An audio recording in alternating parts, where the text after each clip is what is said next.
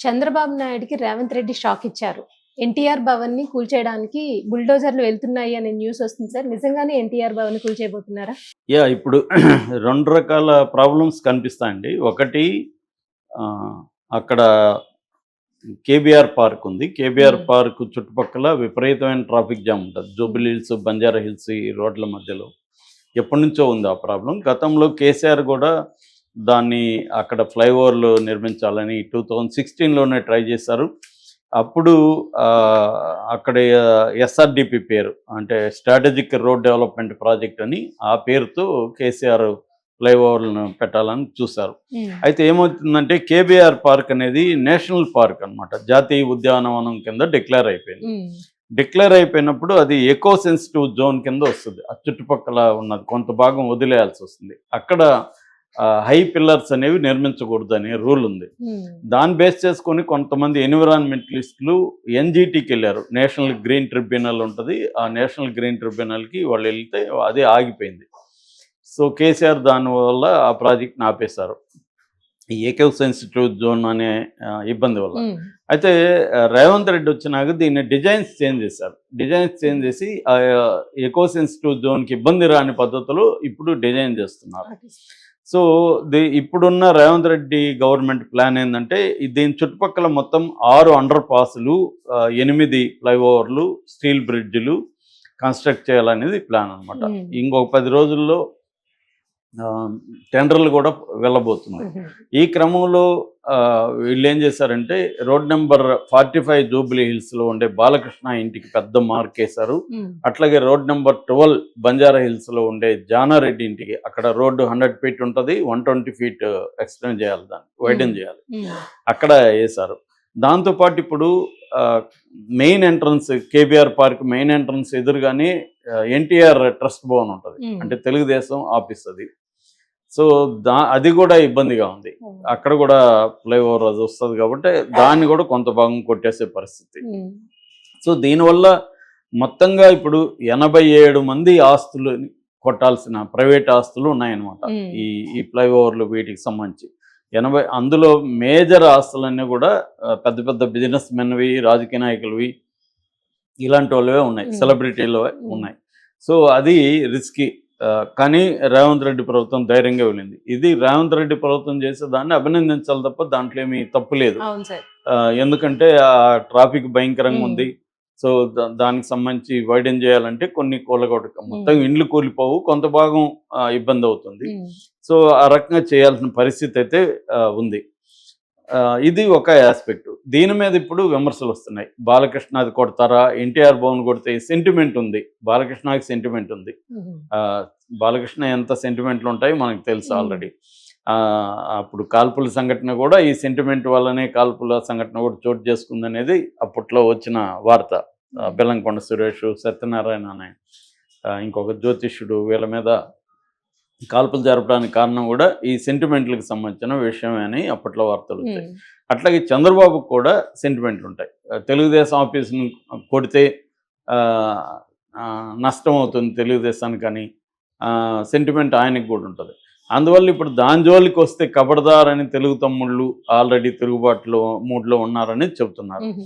ఎందుకంటే గతంలో ఎన్నికల్లో తెలుగుదేశం పార్టీ ఇక్కడ పోటీ చేయకుండా ఇండైరెక్ట్గా రేవంత్ రెడ్డికి మద్దతు ప్రకటించింది. హ్మ్. అందుకని సీమాంధ్రులు తెలుగుదేశానికి అభిమానంతో ఉన్న సీమాంధ్రులంతా కూడా రేవంత్ రెడ్డికి సపోర్ట్ అవును చేశారు. సార్.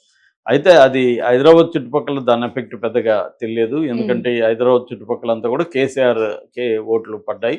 అయితే కొన్ని జిల్లాలలో మాత్రం రేవంత్ రెడ్డికి ఉపయోగం జరిగింది. అయితే ఇప్పుడు వాళ్ళందరినీ వ్యతిరేకం చేసుకునే ధైర్యం చేస్తాడా రేవంత్ రెడ్డి అనేది ఒక ప్రశ్న. ఇది కేబీఆర్ పార్క్ చుట్టూ ఉన్నది. ఇక రెండవది ఏందంటే ఎన్టీఆర్ ఘాట్ లేదా ఎన్టీఆర్ మార్గ్, మనకి అక్కడ ఎన్టీఆర్ గార్డెన్స్ హ్మ్. నెక్లెస్ రోడ్‌లో అది కూడా కూలగొట్టేస్తారు అన్న ఒక వార్త వస్తుంది. ఎందుకంటే ఇప్పుడు గతంలో కేసీఆర్ ఉన్నప్పుడు తన కొన్ని ఐకానిక్ బిల్డింగ్లు పర్మనెంట్‌గా నిలిచిపోవాలి, కేసీఆర్ చేశాడురా అన్న హిస్టరీలో నిలిచిపోవాలనే ఉద్దేశంతో కేసీఆర్ ఏం చేశాడంటే బాగున్న సచివాలయాన్ని కూలగొట్టి 600-700 కోట్లతో కొత్త సచివాలయం కట్టాడు. దాని తర్వాత అంబేద్కర్ విగ్రహం, పివి నరసింహారావు ఇలాంటివన్నీ పెట్టి ఆయన కొన్ని ఐకానిక్గా కొన్ని చేశాడు. అమరవీరుల ఇది మోనుమెంట్ ఇవన్నీ. ఇప్పుడు రేవంత్ రెడ్డి కూడా కేసీఆర్ సింబల్స్ అన్నిటినీ తుడిచిపెట్టేసి తన సింబల్స్ అనేవి కొత్తగా, అంటే తెలంగాణ సెంటిమెంట్ కేసీఆర్ పేరుతో ఉంది ఇప్పటి వరకు. తెలంగాణ అంటేనే కేసీఆర్ అంటే తెలంగాణ అన్న ఇది ఉంది. దాన్ని కంప్లీట్గా వైప్ అవుట్ చేసేసి తను కొత్తగా ఛాంపియన్ ఆఫ్ ద తెలంగాణ అంటే రేవంత్ రెడ్డి చిరస్థాయిగా నిలిచిపోవాలనేది రేవంత్ రెడ్డికి ఉన్నది. అది ఆయన చాలాసార్లు ప్రకటించాడు కూడా, మీ గుర్తులన్నీ చెరిపేస్తున్నాడు. అందుకనే రేవంత్ రెడ్డి తెలంగాణ గీతం కావచ్చు, తెలంగాణ సింబల్ కావచ్చు, ఇవన్నీ కూడా మార్చే కార్యక్రమంలో ఉన్నాడు. అలాగే ఇప్పుడు రేవంత్ రెడ్డికి ఉన్న ఆలోచన అంటే మనం కూడా ఐకానిక్ స్ట్రక్చర్స్ని తీసుకురావాలి. ఒకటి, ఆల్రెడీ సచివాలయంకి ఆపోజిట్గా రాజీవ్ గాంధీ విగ్రహం పెట్టారు. తెలంగాణ తల్లి విగ్రహాన్ని మార్చేసి తన పద్ధతిలో ఒక విగ్రహాన్ని ఎస్టాబ్లిష్ చేశాడు. అలాగే ఇప్పుడు ఏంటంటే కాంగ్రెస్ పార్టీ అసెంబ్లీని కొత్తది కట్టాలన్న ఒక ప్లాన్ కనబడుతుంది. సో ఆయన సచివాలయం కట్టాడు కాబట్టి దాని పక్కనే మనం దానికంటే అంటే ఆ సచివాలయం ని డామినేట్ చేసే విధంగా అసెంబ్లీ కడితే ఇంకా మనకు పేరు వస్తుంది. అయితే అసెంబ్లీకి జాగా ఎక్కడుంది? అక్కడ ఎన్టీఆర్ గార్డెన్ని ఎన్టీఆర్ ఇదంతా కోలుకొట్టి అక్కడ కట్టాలి. Already Komatireddy Rajagopal Reddy senior MLA ఆయన ఇది ప్రకటించాడు కూడా, అదైతే అనువుగా ఉంటుంది, సరైన ప్లేసు అని కూడా ఆయన అన్నాడు. దీంతో ఒక్కసారిగా ఎన్టీఆర్కి వీళ్ళు ఎసురు పెడుతున్నాడు. ఒకప్పుడు రాజకీయ భిక్ష పట్టిన తెలుగుదేశం పార్టీ రేవంత్ రెడ్డికి అటువంటి పార్టీ వ్యవస్థాపకుడు ఎన్టీఆర్కే వీళ్ళు చెక్ పెట్టి ఎన్టీఆర్ విగ్రహాలని అక్కడ ఉన్న మార్గ్ని ధ్వంసం చేస్తే అది ఒక ఎన్టీఆర్కి మెమోరియల్గా నిలిచిపోయింది. దానివల్ల ఇప్పుడు ఇటు బాలకృష్ణ ఫ్యామిలీ, నందమూరి ఫ్యామిలీకి కోపం వస్తుంది, అటు చంద్రబాబు సీరియస్గానే తీసుకుంటాడు.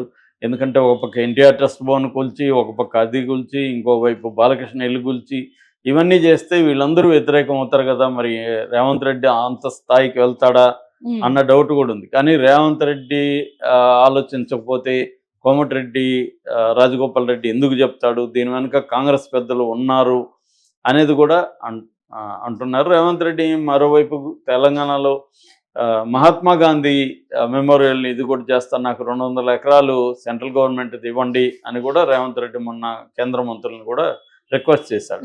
అంటే రేవంత్ రెడ్డికి ఏంటంటే ఇందాక చెప్పినట్టుగా మోనుమెంటల్ స్ట్రక్చర్స్ కావచ్చు, ఐకానిక్ స్ట్రక్చర్స్ కావచ్చు, తన హయాంలో చేయాలనేది రేవంత్ రెడ్డికి ఉంది. సో ఈ యాంగిల్లో చూసుకున్నప్పుడు ఒక్కొక్కసారి ఏంటంటే నువ్వు ఒక అదేదో అంటారు, నువ్వు కన్స్ట్రక్ట్ చేయాలంటే డిస్ట్రక్ట్ కూడా చేయాల్సి ఉంది. ఒక్కోసారి డిస్ట్రక్షన్ లేకుండా కన్స్ట్రక్షన్ కూలగా రాదు. మామూలు కమ్యూనిస్టుల పెట్టు ఫిలాసఫీది, విధ్వంసం కొత్త సృష్టి కోసమే విధ్వంసం అని. అలాగే రేవంత్ రెడ్డి ఇప్పుడు ఫ్లైఓవర్లు చేయాలి, రోడ్డు వెడల్పు చేయాలన్నప్పుడు తప్పని పరిస్థితులు ఇది చేస్తున్నాడు. దీనికి ఒక రకంగా రేవంత్ రెడ్డికి మంచి పేరు వస్తుంది నిజంగా చేయగలిగితే. అంటే బాలకృష్ణదైనా వదలలేదు, జానారెడ్డి ఒకప్పుడు home minister, Congress party senior నాయకుడు, అయినా కూడా వదలలేదు. అట్లాగే అనేక మంది పెద్దవాళ్ళు 87 మంది ఆస్తులున్నా కూడా రేవంత్ రెడ్డి ధైర్యంగా దిగాడు. కేసీఆర్ చేయలేని పని చేస్తాడంటే ఖచ్చితంగా రేవంత్ రెడ్డికి మంచి పేరు, ప్రజలకు కూడా అది హెల్ప్ అవుతుంది, ఉంటుంది.